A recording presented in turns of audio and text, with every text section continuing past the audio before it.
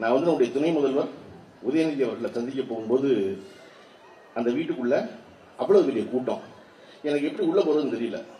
இப்ப இப்படி தள்ளுறது வெக்கமா இருக்கு. நமக்கு தள்ளு எப்படி தள்ளுறது? உள்ள போகணும்ல. நான் அவருடைய உதவியாளருக்கு போன்ல கூப்பிடுறேன். அண்ணன் உள்ள வாங்கங்கிறாரு. நானும் வரணும் தான் நினைக்கிறேன், வர முடியலையே அப்படின்னா அவரை போய் ஒரு அழைப்பில் கொடுக்கணும். அவ்வளவுதான். அதுக்காக தான் பார்க்க போறேன். நான் வேற ஒன்றும் செய்தி இல்லை. அந்த அழைப்பில் கொடுக்க போன அந்த அறைக்குள்ள திரு உதயநிதி ஸ்டாலின் அவர்களோட கிட்டத்தட்ட 150 கட்சிக்காரர்கள் உடனிருந்து அவரோட தேர்ந்து கொடுத்தலாம்.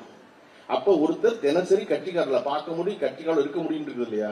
அப்படி இருக்கும்போது நம்முடைய நடிகர் விஜய் அவர்கள் சொல்றாரு, என் கட்சிக்காரர்களை யாருமே நான் பார்க்க முடியல, பெரிய தடையா இருக்காங்க.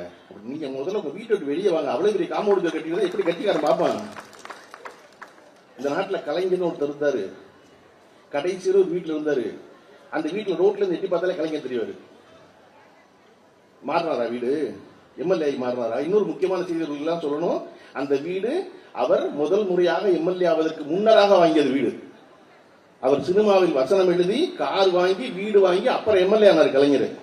வீடு வாங்கினது 1955, அவர் எம்எல்ஏ ஆனா 1957. அப்ப அந்த வீட்டுல அந்த மாறாம கிடைச்சதுக்கான காரணம் இந்த தொண்டர்களை விட்டு நாம் எந்த ஒரு பொழுதும் விலகக்கூடாது அப்படின்னு அவர்கள் கண் பார்வையிலேயே இருந்தவர் கலைஞர். அவர்களை எல்லாம் பார்த்து வந்ததுனாலதான் இன்னைக்கு மாசு சொன்னனும் தங்கம் சொன்னா அவ்வளவு பேரையும் அவ்வளவு இணக்கமா வச்சிருக்காங்க.